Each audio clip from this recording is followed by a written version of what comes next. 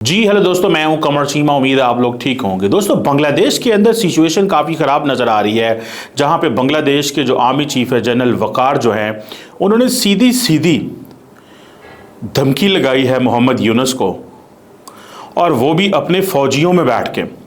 भारत की तरफ से इसको बहुत सीरियसली देखा जा रहा है, पाकिस्तान की तरफ से भी, बाकी दुनिया की तरफ से भी। भारत की जो लीडरशिप है डेफिनेटली वो मोहम्मद यूनुस पे काफ़ी प्रेशर डाल रही है, और ये प्रेशर अब बांग्लादेश की फ़ौज ने भी डालना शुरू कर दिया। प्रेशर क्या है? डेली स्टार बांग्लादेश की अखबार है, और उस अखबार जो है उसने ये कोट किया है कि बांग्लादेश के आर्मी चीफ ने ढाका कंटोनमेंट के अंदर बांग्लादेश के अंदर पॉलिटिकल स्टेबिलिटी लाने की बात की है, और उसने ये कहा कि सिर्फ और सिर्फ इलेक्टेड गवर्नमेंट ये स्टेबिलिटी लेके आ सकती है, ये अनइलेक्टेड गवर्नमेंट नहीं लेके आ सकती, और ये अनइलेक्टेड डिसीजन मेकर्स नहीं कर सकते। और ये तकरीबन 30 मिनट की उन्होंने स्पीच की, जिसके बाद सवालों जवाब हुए, और ये मैसेज दिया गया है पूरी की पूरी बांग्लादेश की फौज को, और वो यूनिफॉर्म पहन के बैठे हुए थे। दे वर वेयरिंग यूनिफॉर्म, याद रखें इस चीज़ को।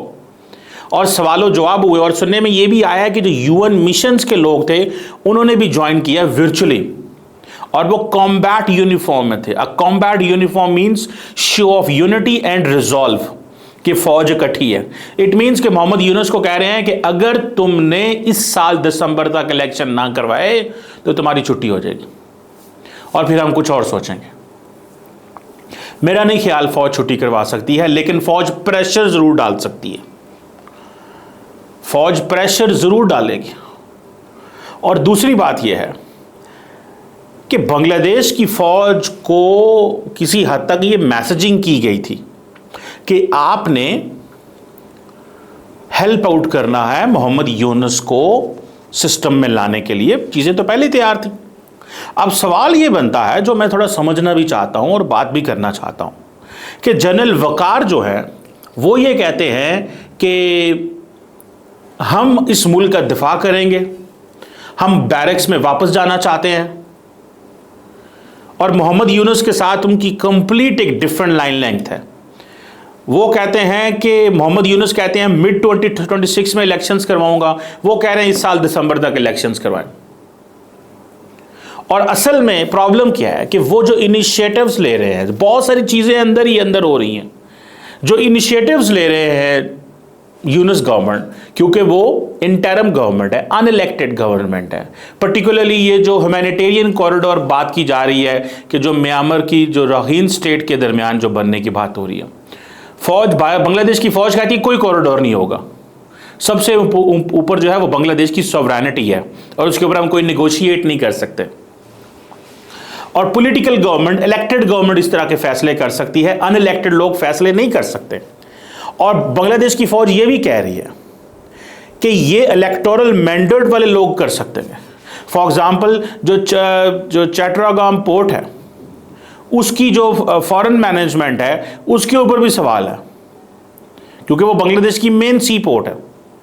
स्टारलिंक जो एलन मस्क की सैटेलाइट इंटरनेट सर्विस कंपनी है, वो कहता है कि ये नेशनल सिक्योरिटी हमारी कॉम्प्रोमाइज हो सकती है, तो हम कुछ भी ऐसा नहीं करेंगे जिससे नेशनल सिक्योरिटी कंप्रोमाइज हो। ये डेली स्टार ने कोट किया है। And I had the honour के जो डेली स्टार के एडिटर हैं, 2-3 महीने पहले, 4 महीने पहले वो मेरे घर आए थे, और हमने उनको इनवाइट किया, और बहुत सारे दोस्तों को मैंने बुलाया। मेरी फेसबुक ट्विटर वगैरह पे पिक्चर पड़ी हुई है उनके साथ। तो that's a very credible newspaper by the way, Bangladesh का क्रेडिबल न्यूज़पेपर है, और ये बातें उन्होंने की हैं। इट मीन्स कि बांग्लादेश की फ़ौज ने ये बातें उनको बताई हैं, और यूनुस एडमिनिस्ट्रेशन जो है वो सुनने में आ रहा है कि ये भी सोच रही है कि हम जनरल वकार को रिमूव कर दें। और ये जो चीज़ है ये फिर अवाम में गई, और उससे एक सिविल मिलिट्री टेंशन्स पैदा हो गए। सो जो जनरल वकार ने इतनी असर्टिव स्टेटमेंट दी है,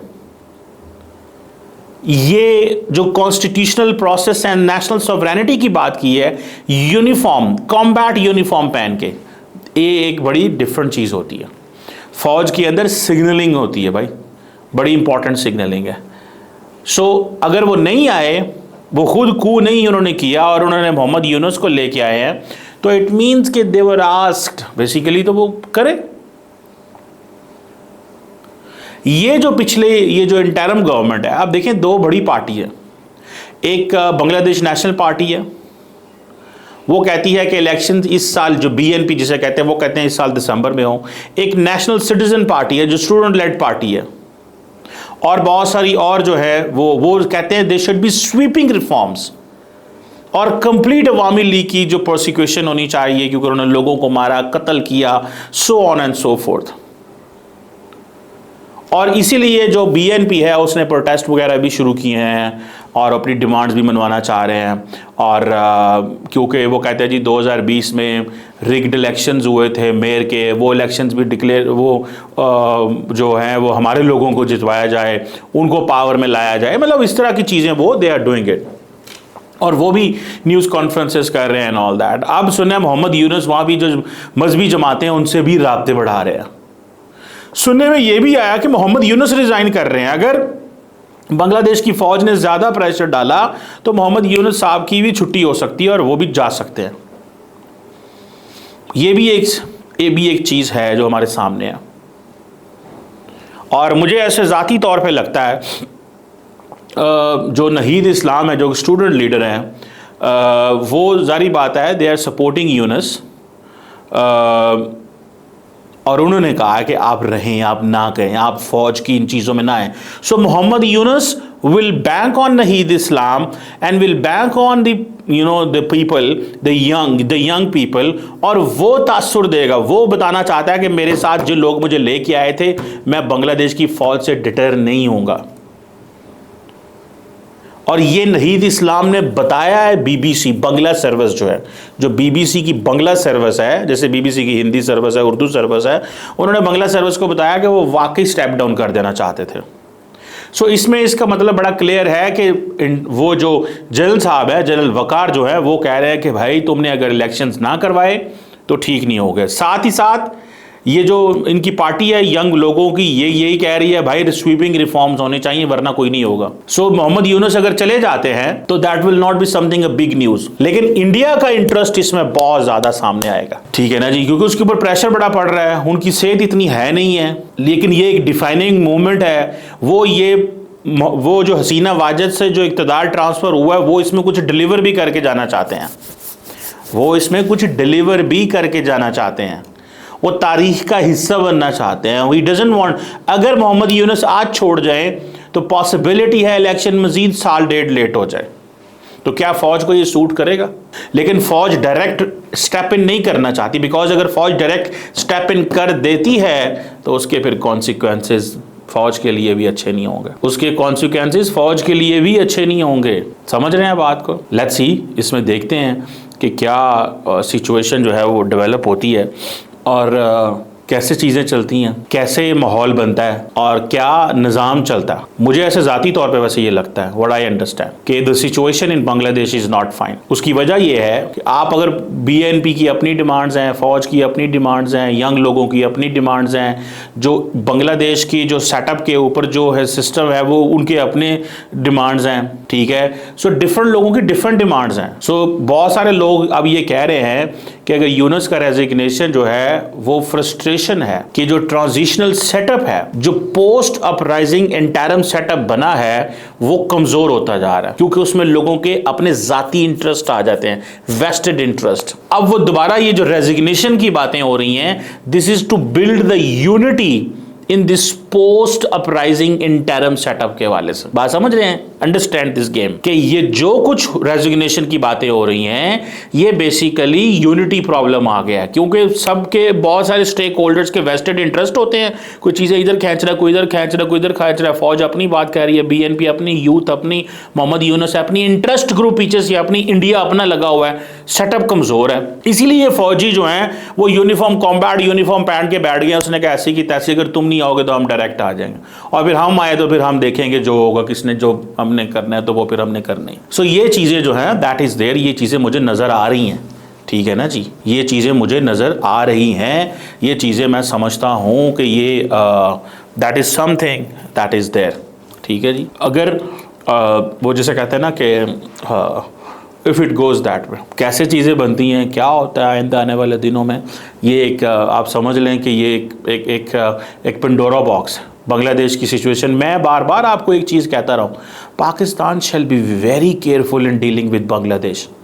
ये जो बांग्लादेश की फ़ौज बात कर रही है ना, ये बड़ा इंपॉर्टेंट है। बांग्लादेश ने एक मिलिट्री डेलीगेशन पाकिस्तान भेजा था, उस मिलिट्री डेलीगेशन ने गपशप मारी, वो चला गया। पाकिस्तान के फॉरेन मिनिस्टर इसाक डार ने जाना था, लेकिन बीच में ये इंडिया वाला कॉन्फ्लिक्ट शुरू हो गया, वो ना जा सके। बहुत केयरफुल होना चाहिए। अगला आगे कौन सा सिस्टम आता है, क्या आता है, क्या नहीं होता, नोबडी नोज। लेकिन ये चीज़ तो क्लियर है कि एक सुनने में आया है कि जो सुना है कि मोहम्मद यूनुस की इंडियन आर्मी चीफ से जो मुलाकात हुई थी, आई थिंक 20 मई को, वो कोई अच्छी मीटिंग नहीं थी।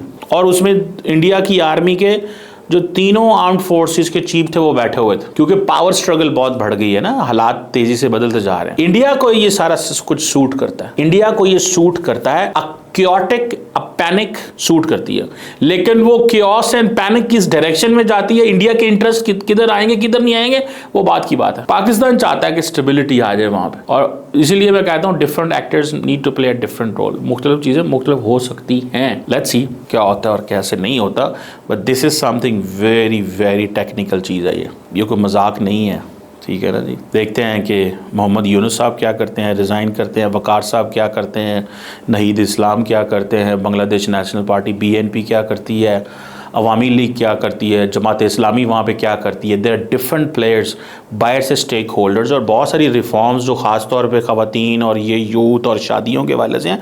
इट मीन्स कि वहाँ पे इस वक्त वेस्टर्न इंटरेस्ट ग्रुप्स भी मौजूद हैं जो बहुत सारी लेजिस्लेशंस करवा रहे हैं अपनी मर्ज़ी से, या बहुत सारे प्रपोजल्स फ्लोट करवा रहे हैं, और कई प्रपोजल जो है वो पीछे हट गए हैं। आप बात समझ रहे हैं। Bangladesh is an Islamic country, उसको सेकुलर वो ओरिएंटेशन नहीं दे सकेंगे, बेशक वो जितनी मर्जी मोहम्मद यूनुस साहब कोशिश कर लें, उनके लिए क्राइसिस पैदा हो जाएगा। इसीलिए तो जो डिफरेंट इंटरेस्ट ग्रुप हैं वो पोल्स अपार्ट जा रहे हैं। Let's see how it goes. Thank you.